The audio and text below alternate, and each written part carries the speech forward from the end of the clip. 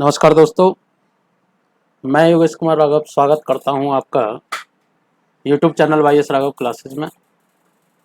और दोस्तों, आज इस चैनल में हम बात करेंगे करंट के एक बहुत इम्पोर्टेंट टॉपिक, जहां से कम 1 से 2 क्वेश्चन हर एक एग्जाम में बनते ही बनते हैं, चाहे वो यूपीएससी या पीसीएस लेवल का क्वेश्चन हो या एसएससी या अदर स्टेट लेवल एग्जाम हो। डैट मीन्स कोई सा भी अगर एग्जाम हो तो वहाँ 1 से 2 क्वेश्चन आपको यहाँ से देखने को जरूर मिलेंगे। और वो जो टॉपिक आपके सामने है, जिसको हम बोलते हैं भारत की जनगणना। और दोस्तों, जैसे कि इस ईयर 2021 में भारत की जनगणना होनी थी और उसकी शुरुआत 2020 से होनी थी, लेकिन आपको मालूम है 2020 में जो बहुत जो पैंडेमिक बीमारी रही कोविड-19, उस वजह से लगभग सभी सरकारी और प्राइवेट काम ठप रहे हैं। तो इसलिए अब इसका डेटा जो 2021 में स्टार्ट होकर जनगणना 2022 में इसका डेटा आएगा, क्योंकि डेटा जो जिस साल आता है उस साल की जनगणना हमारी मानी जाती है। जैसे 2011 की जो जनगणना है उसका जो डेटा था वो 2010 का डेटा, 2010 तक का जो डेटा है उसको वैलिड माना जाता है 2011 में। और उसके बाद 2020 का जो डेटा रहा होगा 2021 तक, अप्रैल 2021 तक जो डेटा होगा वो वैलिड माना जाएगा। तो चलिए भारत की जनगणना 2011 के बारे में बात करेंगे, क्योंकि अभी जो क्वेश्चन पूछे जाएंगे वो 2011 के हिसाब से पूछे जाएंगे किसी भी एग्जाम में। और आगे आने वाले एग्जामों में जब आपकी जनगणना 2021 की हो जाएगी तो जो क्वेश्चन है वो 2021 से पूछे जाएंगे। तो चलिए स्टार्ट करते हैं कि भारत की जनगणना कैसे है, इसकी हिस्ट्री क्या रही है, स्टार्ट कब हुई थी भारत की जनगणना, और 2011 में क्या ऐसे फैक्ट रहे हैं, कौन से राज्य, जिला, केंद्र शासित प्रदेश और साक्षरता दर, लिंगानुपात मतलब सेक्स रेशो क्या रहा है, उसके बेसिस पर हम यह बात करेंगे। तो चलिए देखते हैं और स्टार्ट करते हैं भारत की जनगणना। और सबसे पहले स्टार्ट करेंगे हम हिस्ट्री के बेसिस पर। जैसे कि अगर हम जनगणना का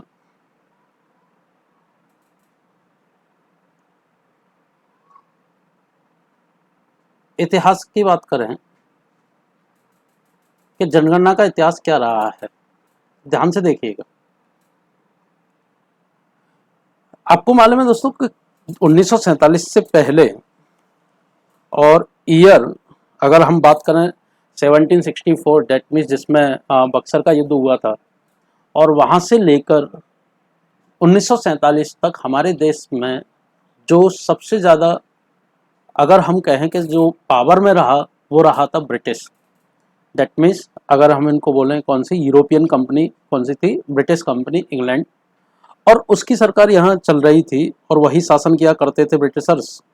और ब्रिटिशर्स यहाँ जो शासन किया करते थे तो उसमें आपके गवर्नर भी रहे, गवर्नर जनरल भी रहे, वायसराय भी रहे, governor general of India, governor general of Bengal और गवर्नर ऑफ बंगाल।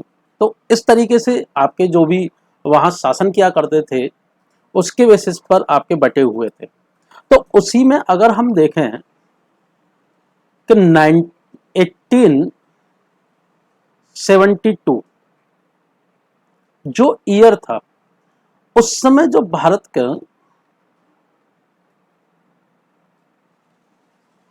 का जो वायसराय रहा,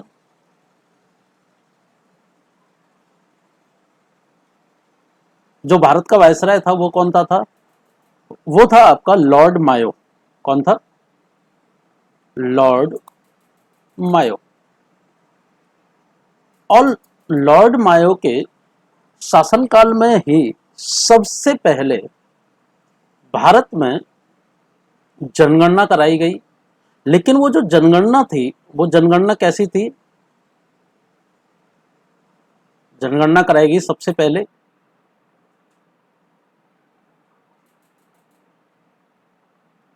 लेकिन वो जो जनगणना थी वो कैसी थी? अनऑफिशियल थी, मतलब उसका कोई रिकॉर्ड नहीं था। मतलब उसके कह सकते हैं कि मतलब कहीं भी लिखित उसका लिखित कोई दस्तावेज नहीं थे मतलब कोई भी दस्तावेज उसके नहीं मिले थे, लेकिन ऐसा माना जाता है कि सबसे पहले जो जनगणना कराई थी 1872 में, वो लॉर्ड मायो ने कराई, जो कैसी थी, अनऑफिशियल थी। कैसी जनगणना थी, अनऑफिशियल थी। उसके बाद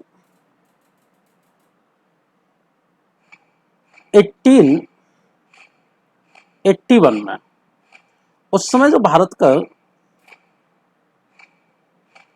वायसराय जो था वो कौन था, लॉर्ड रिपन। Lord Ripon. और लॉर्ड रिपन ने सबसे पहले, ध्यान से देखिएगा, वहां भी मैंने सबसे पहले लिखा है और यहां भी मैं सबसे पहले लिख रहा हूं, सबसे पहले ऑफिशियल, मतलब लिखित, जिसका रिकॉर्ड हमें मिला है, ठीक, ऑफिशियल जनगणना कराई गई भारत में। और ऑफिशियल जनगणना, और ये तय किया गया, रूल बना कि प्रत्येक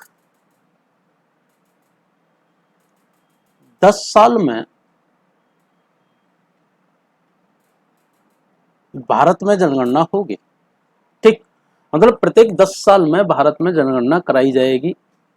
और उस समय जो कराने वाले थे वो कौन से थे, वायसराय लॉर्ड रिपन। और इसको ही हम पहली आधिकारिक जनगणना मानते हैं। और तब से आप देख रहे होंगे कि जो जनगणना है प्रत्येक 10 साल पर कराई जाती है, तो इसलिए हम इसको क्या बोलते हैं, दशकीय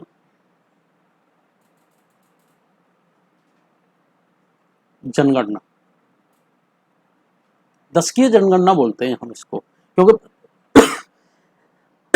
प्रत्येक 10 साल पर कराई जाती है। सॉरी, अब जैसे 81 हुआ, 91 हुआ, फिर उसके बाद कब आएगा 1901, फिर 11, 21, 31, और इस तरीके से जनगणना चलते चलते 2011 तक आ गए।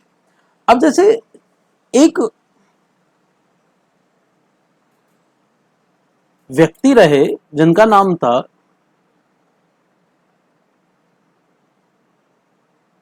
फ्रैंक डब्ल्यू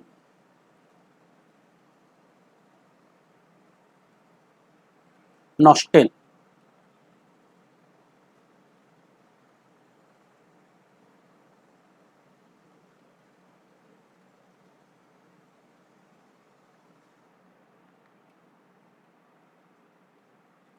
फ्रैंक डब्ल्यू नॉस्टेन, ये नाम है, हिंदी में लिख लीजिएगा।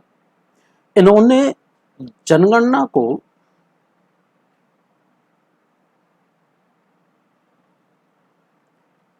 4 स्टेज में,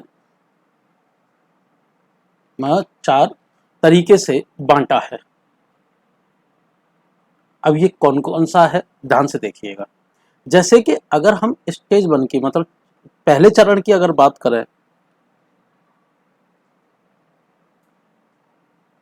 स्टेज 1 मतलब पहला चरण, अगर हम इसकी बात करें तो देखिए, जनगणना में 2 चीज बहुत ज्यादा देखी जाती है। एक तो जन्म दर,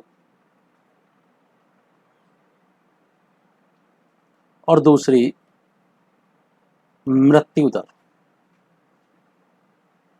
जैसे कि जन्म दर की अगर बात करें, जहां जन्म दर भी ज्यादा हो, मतलब लोग ज्यादा पैदा हो रहे हो बच्चे, और मृत्यु दर भी वहां क्या हो, ज्यादा, तो जिस भी ऐसी कोई भी ऐसा कोई भी समय, जिस समय किसी भी देश में जन्म दर भी ज्यादा हो और मृत्यु दर भी ज्यादा हो, तो उस समय को हम किस स्टेज में रखेंगे, उसको रखेंगे स्टेज 1 में। अब जैसे स्टेज 2 की अगर बात की जाए,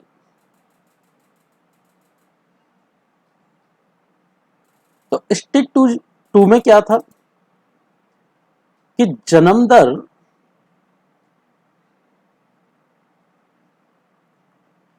दर क्या थी, ज्यादा थी,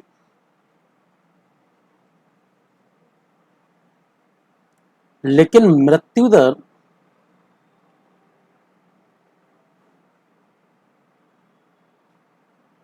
क्या हो गई, कम। जिसमें जन्म दर ज्यादा थी और मृत्यु दर कम थी। जैसे कि किसी भी देश में जन्म तो बच्चे जन्म तो बहुत ले रहे हों, लेकिन जो मृत्यु दर है उसकी क्या हो, कम हो, तो कहीं ना कहीं उस देश में क्या होगा कि जनसंख्या बढ़ेगी या घटेगी। तो बिल्कुल जनसंख्या बढ़ेगी। तो ये ऐसी स्टेज रही जिसमें जनसंख्या बहुत तेजी से बढ़ी।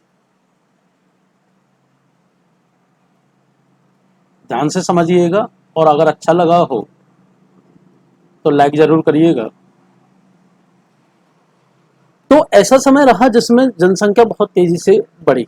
जैसे कि अगर स्टेज वन और स्टेज टू को हम थोड़ा सा कंपेयर करें, कि पहले लोग इतने शिक्षित नहीं थे, हमारी जो स्वास्थ्य जो फैसिलिटी थी, हमारी जो मेडिसिन फैसिलिटी थी, मेडिकल फैसिलिटी, वो भी इतनी बेहतर नहीं थी। तो लोग वक्त जन्म भी ज़्यादा लेते थे, लोगों पर काम कुछ रहता नहीं था, बस ठीक, आप समझदार हैं।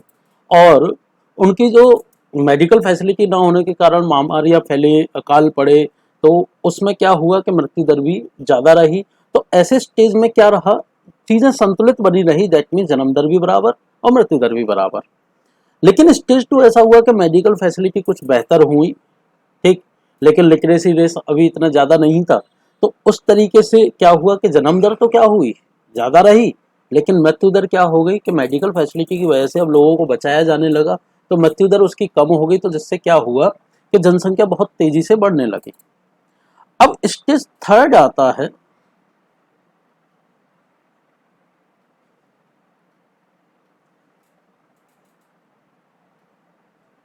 स्टेज थर्ड में क्या होता है कि जो जन्म दर है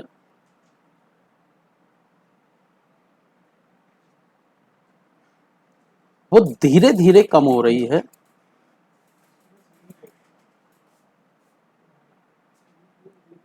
और मृत्यु दर भी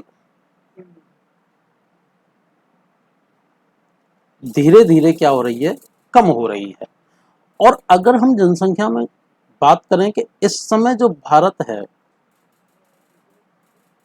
भारत जो है वो कौन से स्टेज में है, भारत स्टेज थर्ड में फॉलो कर रहा है। क्योंकि आपने देखा होगा कि आपका जैसे कानून भी बने हैं, और जैसा जनसंख्या अमेंडमेंट बिल भी लाया जा रहा है, ठीक। तो अगर हम बात करें कि भारत इस समय कहाँ है, स्टेज थर्ड में है। लेकिन स्टेज फोर की अगर बात करें हम, तो वहां जन्म दर और अगर मृत्यु दर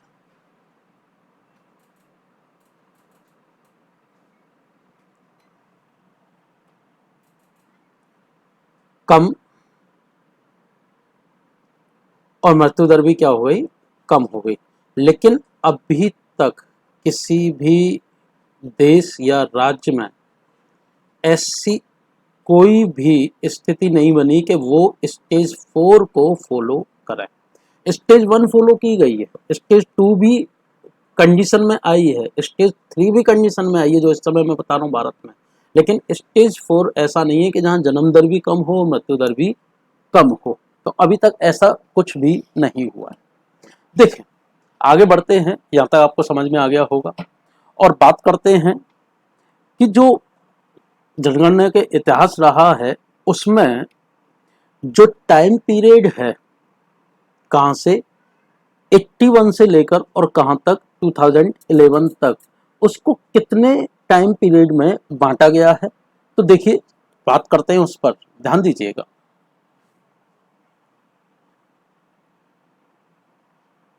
1881 से लेके 2011 तक समय काल को, मतलब टाइम पीरियड को जनसंख्या के हिसाब से चार पार्ट में डिवाइड किया गया है। और वो चार पार्ट कौन कौन से हैं, जैसे कि पहला है, मैं यहाँ से इसको हटा देता हूँ।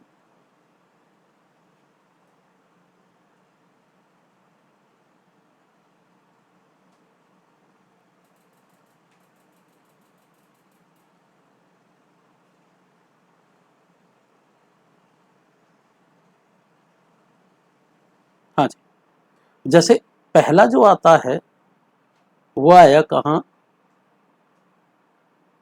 1881 से लेकर 1921 का टाइम पीरियड,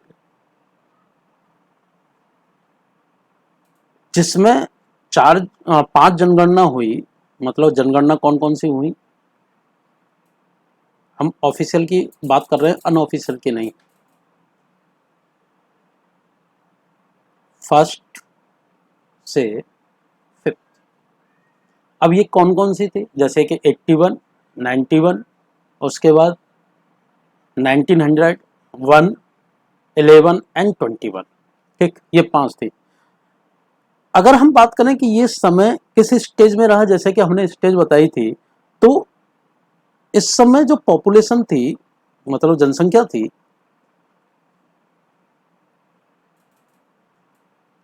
वो स्थिर थी, मतलब स्टेबल थी। और मैंने आपको बताया है कि जब पॉपुलेशन स्थिर रहेगी तो उसका मतलब क्या होगा कि जहां जन्म दर भी ज्यादा हो, मृत्यु दर भी ज्यादा हो। तो कहने का मतलब है ये जो समय रहा, ये टाइम पीरियड रहा, वो किस स्टेज का रहा, उस समय जो चरण चल रहा था वो कौन सा था, स्टेज 1 का। अब जैसे दूसरा जो टाइम पीरियड बांटा गया वो 1921 से लेकर 1951 का टाइम पीरियड। और इस समय जो जनगणना हुई वो, ठीक, इस समय की जो जनगणना को हम कैलकुलेट आप कर सकते हैं कि कौन कौन सी जनगणना रही। तो इस समय की जनगणना को हम किस स्टेज में रखेंगे, तो यहाँ समय, ये इस टाइम पीरियड में जनसंख्या बहुत तेजी से बढ़ने लगी।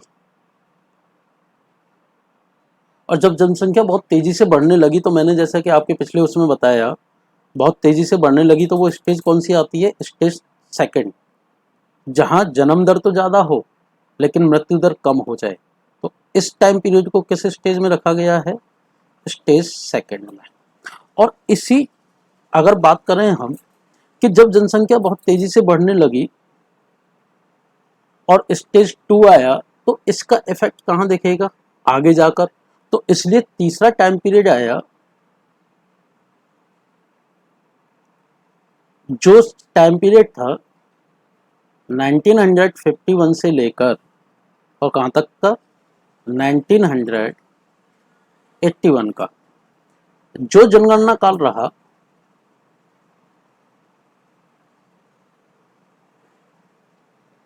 इस जनगणना काल में जो रखा गया वो किस में रखा गया, इसको भी स्टेज सेकंड में रखा गया है। देखिए 21 से लेकर 81 तक, अगर हम यहाँ देख रहे हैं कि दोनों को स्टेज सेकंड में रखा गया है, इसका मतलब क्या हुआ कि जनसंख्या में जो जन्म दर है वो तो बहुत ज्यादा रही, लेकिन जो मृत्यु दर है वो बहुत कम रही। ठीक, तो इसका मतलब क्या हो गया कि जैसे कि अगर 100 लोग हैं, 100 में से अगर 10 मर रहे हैं तो 90 जीवित है। और ऐसा टाइम पीरियड रहा कहाँ से, 21 से लेकर 81, डेट मीन्स अगर हम कहें सीधा सीधा 60 ईयर का टाइम पीरियड। और 60 ईयर के टाइम पीरियड में अगर ऐसा रहेगा तो मतलब क्या रहेगा, मतलब सिंपल सा रहेगा कि वहाँ जनसंख्या बहुत तेजी से बढ़ेगी। और ये वही समय था कि लोग आज़ाद हुए, और आज़ाद हुए तो उन्होंने आज़ादी अपनी कहीं और ही निकाली। तो मतलब क्या रहा कि सीधा सीधा इस टाइम पीरियड को 51 से लेकर 81 तक, इसको कहा गया जनसंख्या विस्फोट। एक क्वेश्चन पूछा जाता है यहाँ से कि जनसंख्या विस्फोट वाला जो समय रहा वो कौन सा समय रहा, या कौन कौन सी जनगणना रही।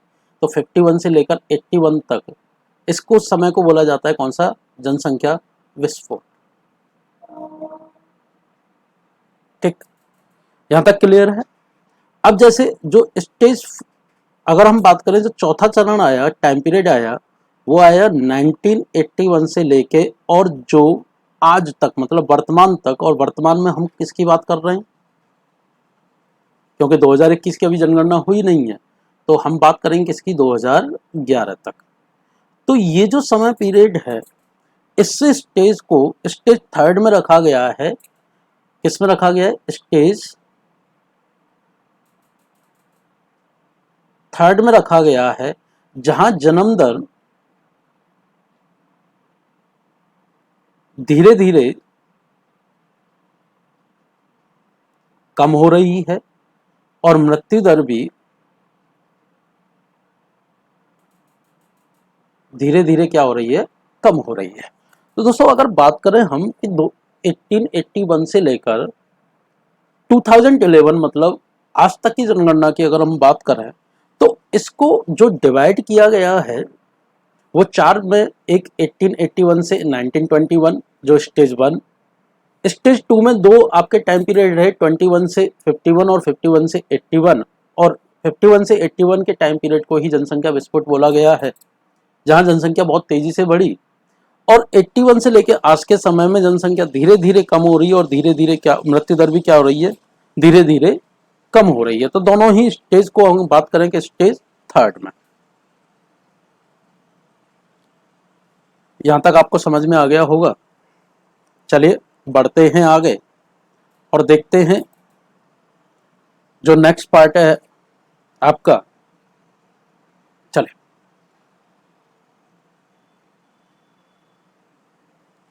एक चीज नोट करके लिख लीजिएगा,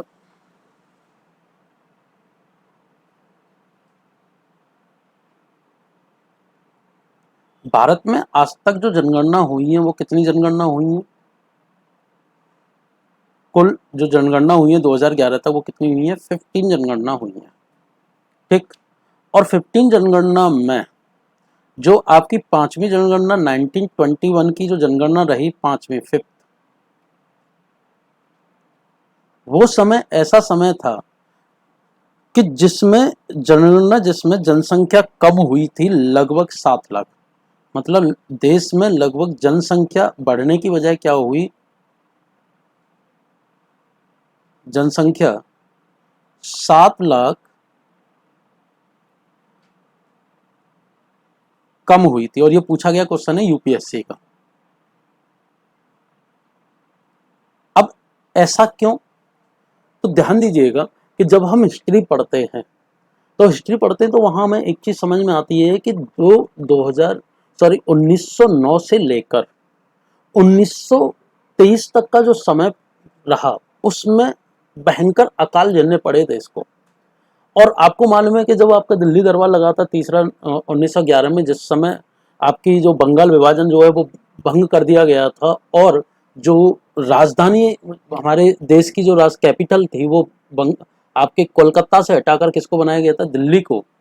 ठीक, तो अगर ये लॉर्ड हार्डिंग के समय में हुआ था, तो उस समय जो लॉर्ड हार्डिंग भारत का वायसराय था, उस समय अकाल बहुत ज्यादा पड़े थे और अकाल में मृत्यु बहुत ज्यादा हुई थी, जिससे उस समय की जो जनसंख्या पिछली जो 10 की जनसंख्या थी उससे 7 लाख कम आई थी। और केवल यही एक ऐसा समय था कि जिस समय जनसंख्या हमारी क्या हुई, कम हुई। लेकिन उसके बाद तो फिर जनसंख्या विस्फोट होना स्टार्ट हो गया। तो चलिए इसको नोट करके रखिएगा। चलिए आगे बढ़ते हैं और देखते हैं, बात करते हैं 2011 की जनगणना में कि उस समय आपकी जो जनगणना है वो कौन कराता है, कैसे होता है, क्या तरीका होता है, हम इसकी बात करते हैं। और फिर उसके बाद हम 15 जो जनगणना 2011 है उसके कुछ फैक्ट्स की बात करेंगे। बढ़ते हैं आगे, ध्यान दीजिएगा और बने रहिएगा। और अगर चीज़ें अच्छी लग रही हो तो प्लीज़ लाइक शेयर और सब्सक्राइब जरूर करिएगा। जैसे कि अगर हम देखें कि जो जनगणना है,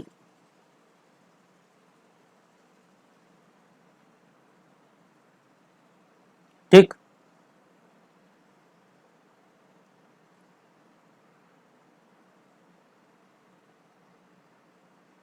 जो जिसके द्वारा की जाती है, जनगणना किसके द्वारा की जाती है, तो भारत के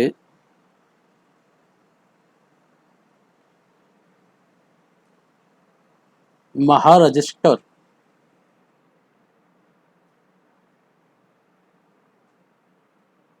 महारजिस्ट्रार व जनगणना आयुक्त,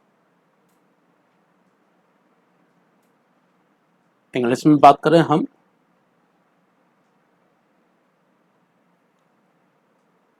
रजिस्ट्रार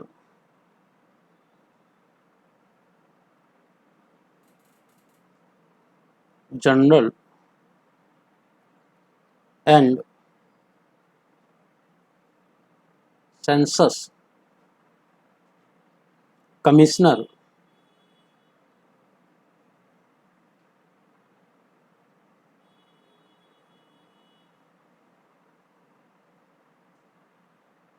ऑफ इंडिया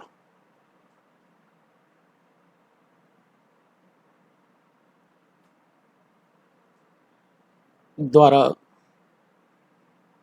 जनगणना कराई जाती है।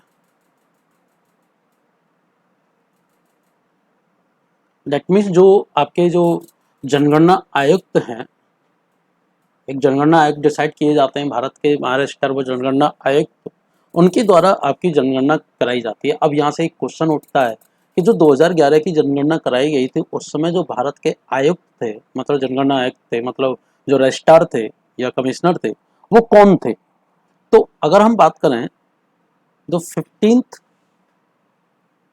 सेंसस जो हुआ, मतलब जनगणना हुई, और 15th जनगणना कौन सी थी? 2011 की। उसके जो आयुक्त थे वो कौन थे? सी चंद्रमौली,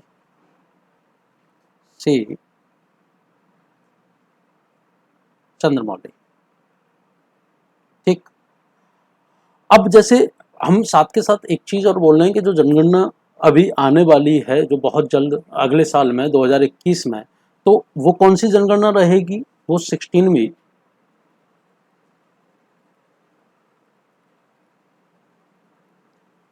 2021 की।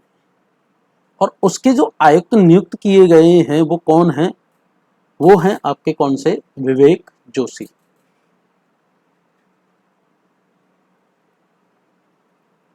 तो ये क्वेश्चन बन सकता है, इसको ध्यान रखिएगा। ठीक। जो आपका एक्ट बनता है कि किस एक्ट के तहत आपकी जनगणना कराई जाती है, वो एक्ट है कौन सा? देखिए, ये जो मैं आपको बता रहा हूँ बेसिक से लेकर, ये चीज़ें बहुत कम बताते हैं। जनगणना स्टार्ट कर दी कि इतने राज्य में हुई, इतने केंद्र शासित प्रदेश में हुई, ये पहला हुआ, ये तो ठीक है, लेकिन स्टार्ट कहाँ से हुई, कैसा हुआ, उसका इतिहास क्या रहा, क्यों कराने की जरूरत पड़ी, क्या जनसंख्या विस्फोट रहा, इस चीज़ को भी समझना जरूरी है। तो बेसिक से चीज़ों को समझिएगा, थोड़ा सा समय लगेगा, कोई दिक्कत नहीं, एक पार्ट में नहीं, हम 2 पार्ट में देखेंगे, लेकिन ये है कि देखेंगे हम बेहतर तरीके से। तो जो अधिनियम बना वो एक्ट कौन सा था? वो था जनगणना अधिनियम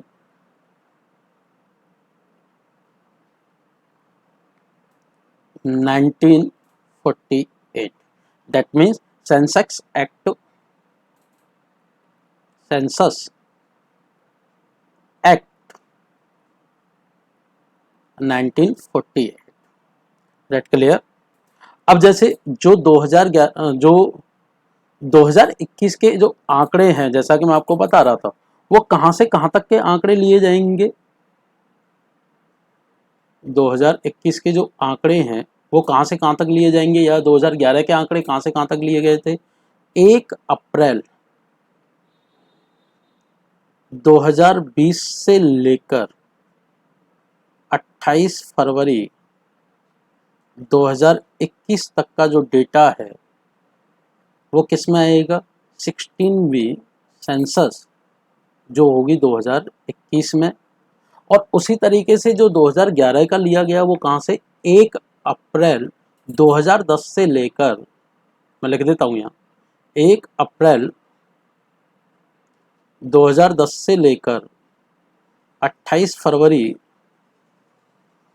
2011 तक का जो 2011 की जनगणना रही, उसमें जो डेटा लिया गया था, दैट मीन्स उसका जो रिकॉर्ड है, उसका दस्तावेज जो लिए गए कहाँ से? 1 अप्रैल 2010 से लेकर 28 फरवरी 2011 तक। यहाँ तक आपको समझ में आ गया होगा। भैया जरा लाइट ऑन कर देना।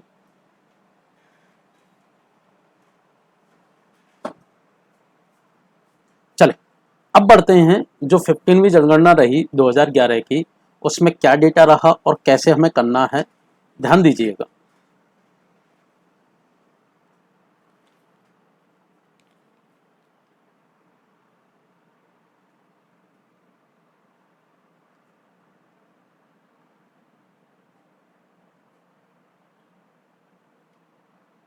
देखिए